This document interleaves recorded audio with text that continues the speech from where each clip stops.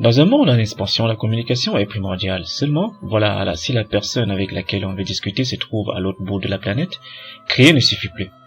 Malgré les lettres et le télégraphe, la communication se devait être encore plus rapide. Pour satisfaire ce besoin, l'homme créa le téléphone. Bon, en fait, comment ils ont fait? Pour comprendre d'où l'idée du téléphone est venue, il faut remonter dans les années 1660 en Angleterre. C'est Robert Hooke qui mit au point l'ancêtre du téléphone, le fameux téléphone à ficelle. Vous savez, les deux pots du yaourt reliés par un câble, et ça marchait vraiment. Même de nos jours, c'est devenu un jouet pour enfants. Cette invention fut d'une grande importance scientifique car elle a permis de démontrer que les vibrations sonores peuvent être de l'ordre infiniment petit et que cette transmission pouvait parcourir une centaine de mètres.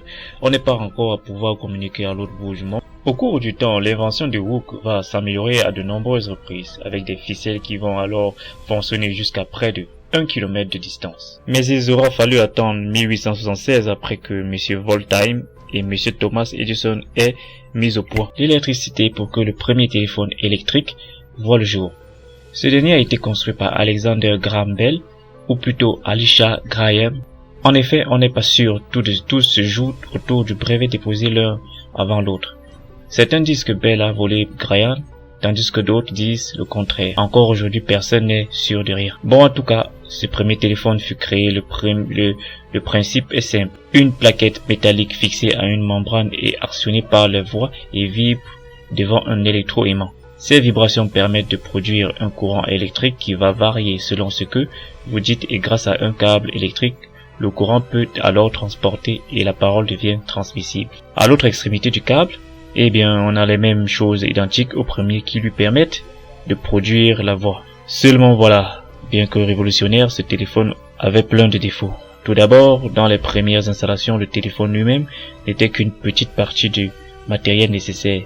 Il lui fallait 2 piles pour fonctionner, mais qu'on s'entende bien. Il s'agissait pas de piles comme de nos jours. Celles-ci étaient constituées de 6 bouteilles de verre remplies de zinc et de cuivre. Non seulement c'était bien trop encombrant, mais en plus, il était difficile de les rechanger. Les téléphones parus après ce type ne vont être que des améliorations. Par exemple, le Mild, créé en 1889, qui lui va inclure des sortes d'écouteurs et à son téléphone pour des communications confortables. On peut aussi citer le Realt Type 10, paru en 1905, qui va être le premier à proposer un téléphone comme on connaît aujourd'hui, à savoir un dispositif avec haut un écouteur et en bas un micro pour parler. Maintenant que le téléphone est inventé, l'intérêt doit être de le démocratiser au grand public. Ce sont les martyrs en 1910 qui vont être les premiers appareils du réseau de l'État intégrant un appel magnétique. Autrement dit, plus besoin de piles en optionnant une manivelle sur le côté du téléphone. Celui-ci produit de l'électricité pour faire fonctionner ce dernier. Ils sont aussi les premiers à répondre à un cahier de charges précis et sont ainsi produits en grande série par plusieurs sociétés. À partir de la fin des années 1920, le téléphone à cadran fait son apparition. En effet, pour passer un appel, il fallait décrocher son téléphone qui vous mettait en relation avec une opératrice. Il fallait alors dire à l'opératrice quelle personne vous voulez joindre et celle-ci vous mettait en relation avec cette dernière. Et c'est là que le téléphone à cadran vient tout changer. Composé de 10 chiffres allant de 0 à 9, il suffit maintenant de composer le numéro de la personne avec qui vous voulez discuter et le tout est joué. Si facile que ça. Pas vraiment en fait, parce que le système manuel avec les opératrices va durer jusqu'à 1970. Le premier téléphone à cadran est le PTT-24, choisi en 1924 par l'état de son nom pour être le téléphone utilisé par les gouvernements. Maintenant, comme raison technique, il faut se pencher sur l'esthétique.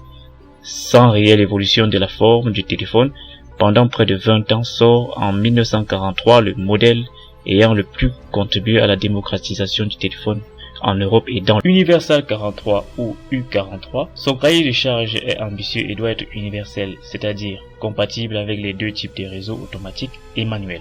Son coût de fabrication doit être faible afin de répondre à une forte demande et aux raisons de la pénurie des métaux pendant la guerre. Ils doivent être conçus avec des matériaux pu disparaître ces derniers critères, on a fait appel à la bakélite matière qui va servir à la téléphonie pendant plusieurs années. À partir de là, il est difficile de compter le nombre de modèles qui vont alors voir le jour, toujours plus innovants les uns que les autres. De plus en plus de sociétés misent sur la téléphonie. Parmi les différents modèles sortis entre 1940 et 1960, il y en a un qui a attiré l'attention. Le Erucophone, outre les formes de plastique, permet aussi de trouver d'autres fantaisies comme l'introduction des téléphones colorés. Le traditionnel noir de la bakélite cède place au blanc, rouge, bleu et vert. La fin des opératrices intervient dans les années 1970. L'Europe décide d'étendre les capacités de son réseau. Les anciens sont trop automatiques et basés sur deux principes, le système électromagnétique rotary et le système électromagnétique crossbar. Ces deux systèmes sont efficaces mais terriblement fragiles. Ils nécessitent un entretien rigoureux et effectué par un personnel qualifié. Les pannes sont nombreuses et le coût de réparation est élevé. Le commutateur électronique supprime ces inconvénients en améliorant le temps. Bon, à partir de là, notons trois inventions importantes dans la téléphonie. Le téléphone à touche créé en 1975 qui va alors permettre une utilisation plus rapide du téléphone, les numéros étant beaucoup plus faciles à composer. Le téléphone sans fil dans les débuts des années 1990 qui est sûrement la plus grosse innovation du XXe siècle.